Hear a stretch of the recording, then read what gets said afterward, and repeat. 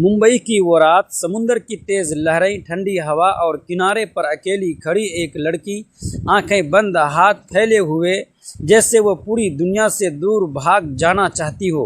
लेकिन उसे क्या पता था कि उसी रात उसकी ज़िंदगी एक ऐसे इंसान से टकराने वाली है जिससे मिलना उसकी सबसे बड़ी गलती भी बन सकता है और सबसे खूबसूरत एहसास भी। ये कहानी है शिवानी रॉय की। रात के करीब 9 बजे थे। मुंबई का समुंदर किनारा हल्की रोशनी में चमक रहा था। वाइट टॉप और ब्लू जीन्स पहने शिवानी हवा के बीच आंखें बंद किए खड़ी थी। उसके बाल हवा में उड़ रहे थे और चेहरे पर एक अजीब सी उदासी थी। वो बाहर से जितनी मजबूत दिखती थी, अंदर से उतनी ही टूटी हुई थी। शिवानी रॉय ग्रुप के मालिक की बेटी। पैसा, नाम, शोहरत उसके पास सब कुछ था, लेकिन सुकून शायद वो कभी खरीद नहीं पाई। तभी पीछे से एक कार आकर रुकी। गाड़ी से तेजी से उतरती हुई एक लड़की उसकी तरफ आई। क्या तुम पागल हो शिवानी? ये रिया थी, उसकी बचपन की सबसे करीबी दोस्त। रिया गुस्से में बोली, इतनी रात को यहाँ अकेली क्या कर रही हो? ये जगह तुम्हारे लिए बिल्कुल भी सेफ नहीं है। शिवानी हल्का सा मुस्कुराई। रिया, यहाँ कितना सुकून है। दोस्तों, बहुत ही रोमांचक कहानी है, पूरा सुनिएगा ज़रूर। दोस्तों, वीडियो में आगे बढ़ने से पहले एक छोटा सा रिक्वेस्ट है कि वीडियो को लाइक और हमारे चैनल को सब्सक्राइब कीजिए और प्यारा सा कॉमेंट भी कर दीजिएगा। दोस्तों, चलते हैं आज की कहानी की तरफ। कुछ देर के लिए लगता है जैसे ज़िंदगी रुक गई हो। रिया ने आंखें घुमाई। तुम और तुम्हारी फिलॉसफी मेरी समझ से बाहर है। फिर उसका हाथ पकड़कर बोली, आज मेरा बर्थडे है और आज कोई बहाना नहीं चलेगा। हम सब क्लब जा रहे हैं और तुम्हें भी चलना होगा। शिवानी ने मुस्कुरा कर कहा, ठीक है मैडम, आज जहां कहोगी चलूंगी। कुछ देर बाद दोनों क्लब पहुंच गए। लाइट्स तेज, म्यूजिक, डांस करती भीड़, पूरा माहौल शोर से भरा हुआ था। रिया और बाकी दोस्त पार्टी एंजॉय करने लगे, लेकिन शिवानी हमेशा की तरह भीड़ में भी अकेली थी। वो क्लब के एक कोने में बैठी रही। उसकी आंखों में वही खालीपन था जिसे शायद कोई समझ नहीं सकता था। धीरे धीरे उसने एक के बाद एक वाइट के कई ग्लव्स पी लिए। अब उसका संतुलन बिगड़ने लगा था। उसी क्लब के एक प्राइवेट VIP सेक्शन में एक आदमी सोफे पर बैठा था। क्लब सूट, शांत चेहरा, लेकिन आंखों में एक ऐसा खौफ जिसे देखकर बड़े बड़े लोग कांप जाए। उसका नाम था अर्जुन कपूर। मुंबई की अंधेरी दुनिया का वो नाम जिससे लोग डरते थे। उसके सामने एक आदमी हाथ जोड़कर बैठा, कांप रहा था। मुझे माफ़ कर दीजिए, मैंने पैसों के लालच में गलती की। उसकी बात पूरी भी नहीं हुई थी कि कमरे में गोली की आवाज़ गूंज उठी। कुछ सेकंड में सब शांत हो गया। अर्जुन ने बिना किसी भाव के कहा, अर्जुन कपूर को धोखा देने की सज़ा सिर्फ एक होती है, मौत। दूसरी तरफ नशे डगमगाती हुई शिवानी वॉशरूम की तरफ बढ़ रही थी। तभी उसकी नज़र एक दरवाजे पर पड़ी जिस पर लिखा था प्राइवेट एरिया, लेकिन नशे में उसे कुछ साफ दिखाई नहीं दे रहा था। उसे लगा शायद यही वॉशरूम है। उसने दरवाज़ा खोला और अगले ही पल वो एक शख्स पर गिर पड़ी और वो शख्स कोई और नहीं, अर्जुन कपूर ही था। शिवानी के गिरते ही उसकी आंखें उससे टकरा गई। वो उसे खुद से अलग करना चाहता था, लेकिन अगले ही पल उसकी आंखें शिवानी की आंखों में खो गई। उसके बाल उसकी गालों को छू रहे थे और उसके होंठ कांप रहे थे और अर्जुन कपूर जैसे थम गया। शिवानी कुछ मुंह से फुसफुसा रही थी और उसकी आंखों से आंसू बह रहे थे। वो बोल रही थी, मेरी ज़िंदगी मेरे साथ ही क्यों खेलती है? मेरी ही किस्मत इतनी मुश्किल है। अर्जुन बस उसे देख रहा था। पहले उसने कभी किसी को इतनी नाजुक, इतनी मासूम हालत में अपने पास नहीं देखा था। शिवानी नशे में थी और उसकी बाहों से लिपटी हुई थी। वो उसे हटाने की कोशिश करता, लेकिन उसकी पकड़ इतनी मजबूत थी कि वो उसे छोड़ ही नहीं रही थी। अर्जुन ने उसे अपनी गोद में उठाया और कहा, गलती कर दी तुमने जहां आकर, और उसे अंदर ले जाकर बिस्तर पर बैठा दिया।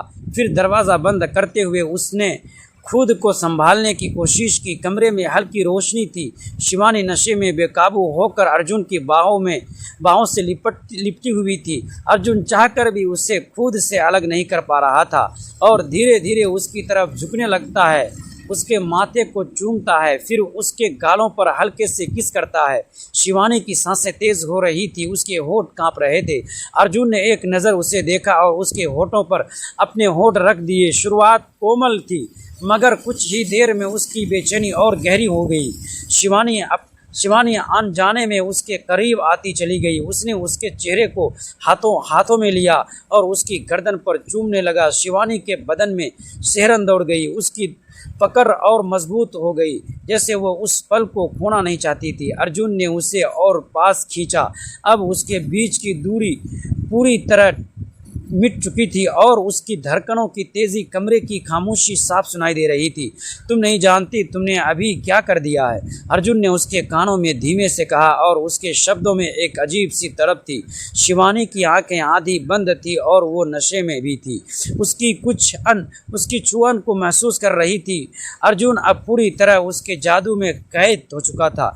उसने उसे अपने करीब कर लिया, उसकी सांसों और शरीर की गर्मी को महसूस करने लगा। उस रात दोनों ने एक दूसरे के ऐसे महसूस किया और जैसे दुनिया में और कुछ मायने ही न रखता हो, और दो अनजान जिस्म एक अनकहे रिश्ते में बंद हो गए। मुंबई की वो रात, समुद्र की ऊंची ऊंची लहरें पत्थरों से टकराकर गूंज रही थी। ठंडी हवा पूरे किनारे पर फैली हुई थी। रात के करीब 11 बज चुके थे। सड़क पर गाड़ियों की आवाजाही कम हो चुकी थी और दूर दूर तक सिर्फ स्ट्रीट लाइट की पीली रोशनी दिखाई दे रही थी। किनारे पर एक लड़की अकेली खड़ी थी। उसने अपनी आंखें बंद कर रखी थी।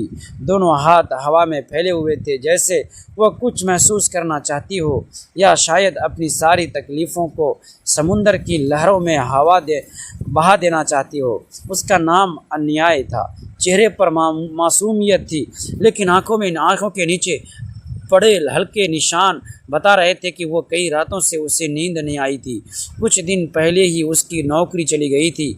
जिस इंसान पर उसने सबसे ज़्यादा भरोसा किया था, उसी ने उसे धोखा दिया था।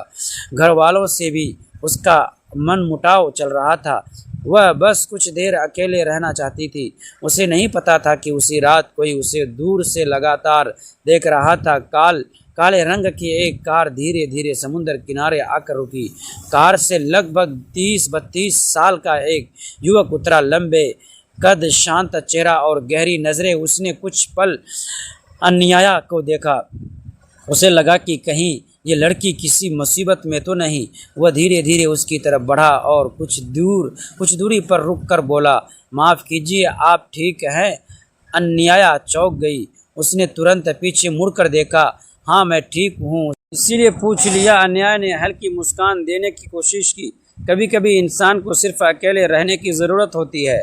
युवक ने सिर हिलाया। सही कहा आपने। कुछ क्षण दोनों के बीच खामोशी रही। फिर युवक बोला, वैसे मेरा नाम आरव है। अन्याय। बस इतना ही परिचय हुआ। दोनों कुछ देर समुद्र की लहरों को देखते रहे। बातचीत धीरे धीरे शुरू हुई। आरव की बातें सधी हुई थी। वह न ज़्यादा सवाल पूछ रहा था, न ही ज़बरदस्ती दोस्ती करने की कोशिश कर रहा था। अन्याया को लगा कि शायद इतने दिनों बाद उसे कोई ऐसा मिला है जो बिना जज किए उसकी बात सुन सकता है।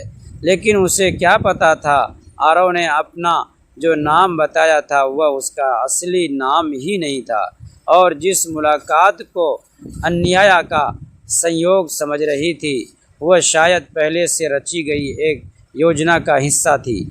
उसी समय सड़क के दूसरी ओर खड़ी एक सफ़ेद कार के अंदर बैठा एक आदमी कैमरे से उनकी तस्वीरें खींच रहा था। उसने किसी को फ़ोन मिलाया। सर, लड़की उससे मिल चुकी है। फ़ोन के दूसरी तरफ से सिर्फ एक वाक्य सुनाई दिया, अब खेल शुरू होता है। अन्याया को ज़रा भी अंदाज़ा नहीं था कि मुंबई की उस शांत रात में शुरू हुई ये मुलाकात उसे ऐसे रहस्य, साजिश और ख़तरों की दुनिया में ले जाएगी, जहां हर चेहरा सच नहीं होगा और हर भरोसे की कीमत बहुत भारी पड़ सकती है।